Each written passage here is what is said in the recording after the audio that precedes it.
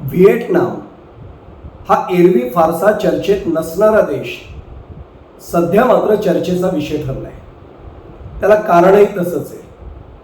व्हिएतनामच्या राष्ट्राध्यक्षपदी तो लाम यांची निवड झाली.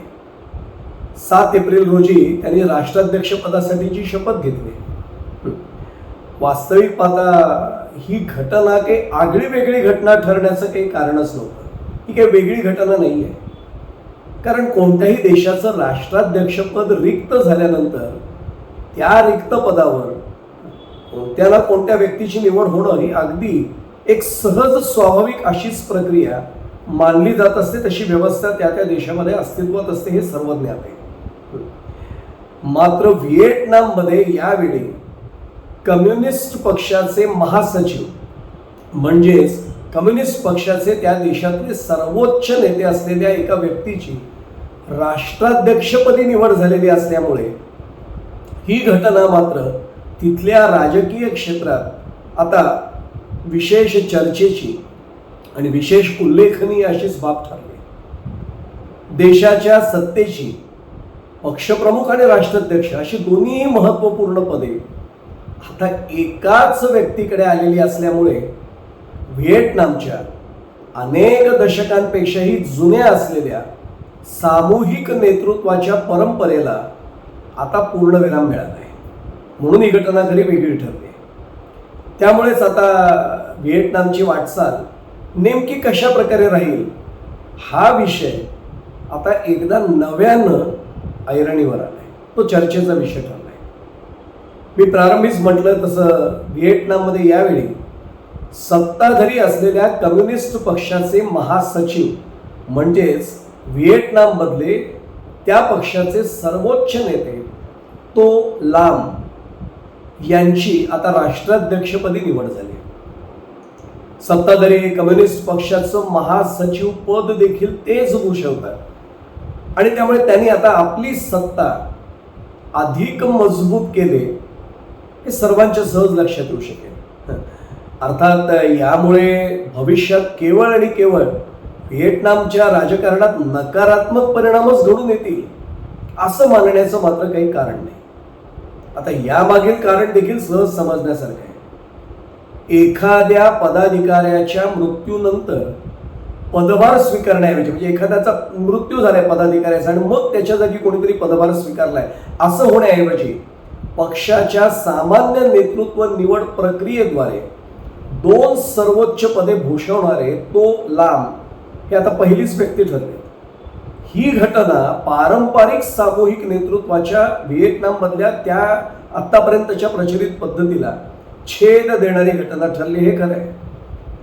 यामुळे हुकुमशाही व्हिएतनाममध्ये अस्तित्वात येण्याची शक्यता दिसत असली तरीही या व्यवस्थेमुळे जलद गतीने निर्णय घेण्यास मदत होते हेही खरं आहे. तेही कोणाला नाकारता येणार नाही. एक व्यवहारवादी नेते अशी प्रतिमा असलेल्या तो लाम यांनी देशात म्हणजे व्हिएतनाममध्ये आर्थिक सुधारणा आता सुरू केल्या असून संतुलित स्वरूपाचं परराष्ट्र धोरण अंगीकारलेलं आहे. व्हिएतनामच्या खासदारांनी सत्ताधारी असलेल्या कम्युनिस्ट पक्षाचे सरचिटणीस लाम यांची पुढील 5 वर्षांसाठी म्हणजेच सन 2026 ते 2031 या कार्यकाळासाठी व्हिएतनामचे राष्ट्रप्रमुख म्हणून एकमतानं निवड केली. हा निर्णय व्हिएतनामच्या आजवरच्या पारंपरिक सामूहिक नेतृत्व पद्धतीपेक्षा पूर्णपणे वेगळा ठरलाय. याच वर्षीच्या जानेवारी महिन्यामध्ये तो लाम यांची सत्ताधारी कम्युनिस्ट पक्षाचे महासचिव जनरल सेक्रेटरी म्हणून खरं तर दुसऱ्यांदा निवड झाली होती. एकाच वेळी कम्युनिस्ट पक्षाचं सरचिटणीस पद आणि त्याच वेळी देशाचं राष्ट्राध्यक्षपद अशा दोन्हीही पदांवर निवड झालेली असल्यामुळे पक्ष आणि सरकार या दोन्हींवरील तो लाम यांचं नियंत्रण आता अधिक मजबूत झालंय हे कोणालाही नाकारता येणार नाही. खरं तर व्हिएतनाममध्ये कम्युनिस्ट पक्षाचं सरचिटणीस पद आणि तिथलं राष्ट्राध्यक्षपद ही पदं सामान्यपणे म्हणजे आतापर्यंतची अलीकडच्या काळातली परंपरा वेगवेगळ्या व्यक्तींकडे ठेवली जाण्याची अलीकडच्या काळापर्यंतची तरी नक्कीच परंपरा आहे. परंतु यावेळी मात्र त्या परंपरेला छेद देण्यात आलेला आहे. ती परंपरा मोडीत काढण्यात आली. तो लांब यांच्या हाती एकाच वेळी ही दोन्ही महत्त्वपूर्ण आता केंद्रित झालेली असल्यामुळे आता लांब यांची तुलना चीनचे सर्वेसर्वा ठरलेले राष्ट्राध्यक्ष शी जिनपिंग यांच्या नेतृत्वाशी करण्यात येऊ लागले. आपल्याला सर्वांना कल्पना आहे की चीनमध्ये जिनपिंग हे देखील चीनच्या सत्ताधारी कम्युनिस्ट पक्षाचे सरचिटणीस आहे, जनरल सेक्रेटरी आहे, म्हणजे सर्वोच्च पदावर आहेत पक्षात, आणि देशाचं राष्ट्राध्यक्षपदही त्यांच्याकडे आहे. अशा दोन्हीही सर्वोच्च पदांवर एकाच वेळी विराजमान झालेले जिनपिंग आहेत. अर्थात जिनपिंग यांची कार्यपद्धती ही अनेकदा कमालीची वादग्रस्त ठरली. आत्ताही ती वादग्रस्त ठरते. लोकशाही राज्यव्यवस्थेचा निव्वळ मुखवटा धारण केलेले पण एक अघोषित हुकुमशहा अशीच शी जिनपिंग यांची जगभरात प्रतिमा निर्माण झालेली आहे. त्यामुळे आता प्रथमच व्हिएटनाममध्ये असं घडलेलं असल्यामुळे तो लांब यांची यापुढील वाटचाल व्हिएटनामसाठी उपयुक्त ठरेल की ते शी जिनपिंग यांच्याच मार्गानं अघोषित हुकुमशहा या पद्धतीचीच वाटचाल करणार, हे निदान आजच सांगणं थोडंसं कठीण आहे. कोणालाही ते शक्य होणार नाही आहे. निदान प्रारंभीच्या टप्प्यात तरी तो लांब यांच्याकडून अगदी सोपं आहे समजायला की व्हिएटनामच्या नागरिकांना फार मोठ्या अपेक्षा आहेत. लांब काहीतरी चांगली कामगिरी करून दाखवतील आता एखादी सत्तेमुळे, असं अनेकांना वाटतं. ही बाब प्रकर्षानं नमूद करावी लागते आणि ती लक्षातही घ्यावी लागते. 69 वर्षीय तो लांब यांनी राष्ट्रीय सभेला संबोधित करताना मांडलेले काही मुद्दे हे अत्यंत महत्त्वाचे मानले जात आहेत. व्हिएटनामच्या जलद आणि शाश्वत विकासाचा पाया असलेले शांतता आणि स्थैर्य राखणं हे आपलं सर्वोच्च प्राधान्य असेल असं त्यांनी आपल्या त्या पहिल्याच भाषणात आवर्जून नमूद केले. ते महत्त्वाचंही आहे. त्यांची दिशा त्यामधून लक्षात येते. विकासाचे लाभ सर्वांनाच मिळावेत आणि देशातल्या नागरिकांचं जीवनमान, राहणीमान हे सुधारावं, हे आपलं प्रमुख ध्येय असल्याचं लांब यांनी म्हटलंय. तो लांब यांची दोन्ही सर्वोच्च पदापर्यंतची वाटचाल ही सर्वार्थानं उल्लेखनीय आणि विशेष नोंद घेण्यासारखी अशीच ठरली. व्हिएटनामच्या सुरक्षा सेवेतून राजकीय व्यवस्थेच्या सर्वोच्च पदापर्यंत पोहोचलेल्या एका अनुभवी पोलीस अधिकाऱ्याच्या उत्कर्षाचा, राजकीय उन्नतीचा हा कळस ठरलाय, हेही कोणाला नाकारता येणार नाही. त्यांच्या पूर्ववर्तींनी सुरू केलेल्या व्यापक भ्रष्टाचार विरोधी मोहिमेमुळे या वाटचालीला फार मोठी मदत झाली, म्हणजे त्याला त्याचा उपयोगही झालाय. तो लांब यांच्याकडे एकाच वेळी देशातली पक्ष आणि सरकार अशी दोन्ही प्रमुख पदं आलेली असली तरीही त्यांच्याबाबत देशात निदान सध्या तरी सकारात्मक स्वरूपाचीच भावना व्यापक प्रमाणावर व्यक्त होते, हेही कोणाला नाकारता येणार नाही. सर्वसामान्य नागरिकांना त्यांच्याकडून निदान आज तरी फार मोठ्या अपेक्षा आहेत आणि त्या व्यक्तही होत आहेत.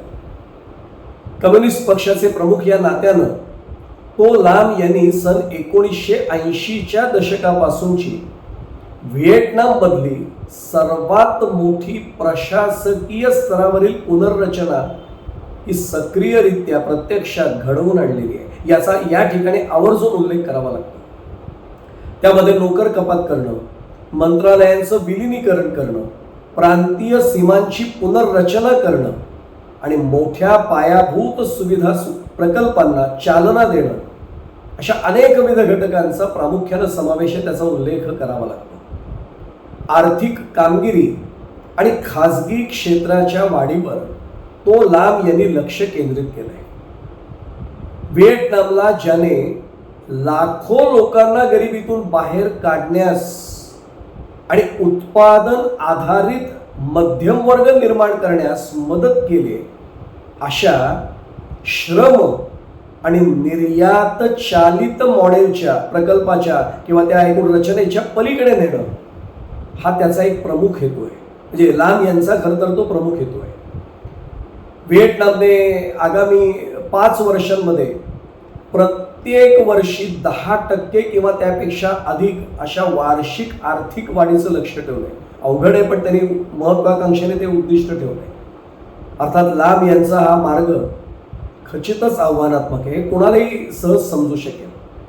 त्यातही प्रामुख्यानं अमेरिका, इस्रायल आणि इराण यांच्यातल्या युद्धामुळे निर्माण झालेल्या ऊर्जा संकटामुळे जागतिक अर्थव्यवस्था सध्या पूर्णपणे विस्कळीत झालेली आहे. सगळ्या जगाला त्याचा त्रास सहन करावा लागतोय, प्रत्यक्ष किंवा अप्रत्यक्ष. अशा स्थितीमध्ये या महत्वाकांक्षी दृष्टिकोनाला प्रत्यक्षात साकार करणं ही बाब लाम यांच्यासाठी मुळीच सोपी राहिलेली नाहीये, हे लक्षात घ्यावं लागतं. याच वर्षाच्या पहिल्या 3 महिन्यात व्हिएतनामच्या अर्थव्यवस्थेचा विस्तार हा वार्षिक 7.8% इतक्या दरानं झालाय. हा विस्तार गेल्या वर्षीच्या 7.1% जास्त असला तरीही उद्दिष्ट जे 9.1% त्याच्यापेक्षा तो कमी आहे. आणि गेल्या वर्षीच्या म्हणजे सन 2025च्या अखेरच्या काळापेक्षा तो आता मंद झालाय, ती वाढ मंद झाली, हेही लक्षात घ्यावं लागतं. त्यातच तो लाम यांना सर्व प्रकारच्या सुधारणांसाठी पाठिंबा मिळवावा यासाठी करता राजकीय अडथळ्यांचा सामना करावा लागतोय. परराष्ट्र धोरणाबाबतचा व्यावहारिक दृष्टिकोन टिकवून ठेवण्याचं आव्हानही, हे संतुलन साधून ते अंमलात आणण्याचं आव्हानही लाम यांच्या समोर आहे. व्हिएतनामला आपल्या व्यापार अधिशेषावरून अमेरिकेच्या दबावाला सामोरं जावं लागतंय. अमेरिका व्हिएतनाम संबंध ज्याला माहिती त्याला लक्षात दिले. त्याच वेळी त्याला आपला सर्वात मोठा व्यापारी भागीदार आणि दक्षिण चीन समुद्रातला प्रतिस्पर्धी दावेदार असलेल्या चीन सोबतचेही संबंध संतुलित स्वरूपात सांभाळावे लागतात, ही वस्तुस्थिती आहे. व्हिएतनामची आजवरची राजकीय रचना ही अगदी पारंपरिकपणे सामूहिक नेतृत्वावरच आधारित होती, ही वस्तुस्थिती आहे. त्या राजकीय रचनेनुसार पक्ष, सरकार आणि राष्ट्राध्यक्ष यांच्यातल्या अधिकारांचं विभाजन व्यवस्थितरित्या करण्यात आलेलं होतं. आणि खरं तर हेच व्हिएतनाममधल्या राज्यव्यवस्थेच्या प्रणालीचं आजवरचं एक प्रमुख वैशिष्ट्य मानलं जात होतं. पण आता लाम यांच्या दोन्ही पदांवरच्या निवडीमुळे हे संतुलन बिघडण्याची भीती व्हिएतनामच्या राजकीय वर्तुळातील अनेकांकडून व्यक्तही होते, हे देखील नाकारता येत नाही. परंतु सत्ताधारी पक्षाचा प्रमुख आणि सरकारचा राष्ट्रप्रमुख म्हणजे राष्ट्राध्यक्ष ही दोन्हीही पदं आता एकाच व्यक्तीकडे आले असल्यामुळे निर्णय प्रक्रिया, डिसिजन टेकिंग प्रोसेस ही अधिक वेगवान आणि केंद्रित होण्याची शक्यता जास्त असल्याचंही अनेक अभ्यासकांचं मत आहे, विश्लेषकांचं मत आहे. आता नजीकच्या भविष्यात विकासाची दिशा समांतर राहून धोरणात्मक पातळीवर एकात्मता देखील दिसून येते का, ते महत्वाचं आहे. आणि असं मानणारे विश्लेषक आज व्हिएतनाममध्ये आहेत असा सकारात्मक दृष्टिकोन ते ठेवतात. आता व्हिएतनाम मधल्या या नव्या सत्ता केंद्रित रचनेमुळे व्हिएतनामच्या आगामी काळातल्या प्रगतीला गती मिळेल की संस्थात्मक आणि घटनात्मक मर्यादा निर्माण होतील, याचं उत्तर मात्र काळाच्या पोटातच दडलेलं आहे. एका महत्वाच्या मुद्द्याचा या ठिकाणी आवर्जून उल्लेख करावा लागेल. व्हिएतनामनं गेल्या काही दशकांमध्ये आर्थिक क्षेत्रात अत्यंत दखलपात्र उल्लेखनीय स्वरूपाची प्रगती केली आहे. GDPच्या पातळीवर म्हणजे सकल राष्ट्रीय उत्पन्नाच्या पातळीवर देखील ही वाढ निश्चितच उल्लेखनीय आहे, हे मान्य करावं लागतं. मात्र सकल राष्ट्रीय उत्पन्न म्हणजे देशाचा GDP वाढत असतानाच देशाच्या ग्रामीण भागातली गरिबी ही देखील व्हिएतनाम समोरची आज मूलभूत आणि फार मोठी समस्या ठरली आहे, हेही नाकारता येत नाही. आर्थिकदृष्ट्या सध्या व्हिएतनामनं निर्धारपूर्वक वाटचाल सुरू ठेवलेली असून येणारी पुढील 5 वर्ष सातत्यानं मगाशीच म्हटल्याप्रमाणे किमान 10% एवढा विकास दर कायम ठेवण्याचं अत्यंत महत्वाकांक्षी स्वरूपाचं उद्दिष्ट व्हिएतनामनं निर्धारित केलंय.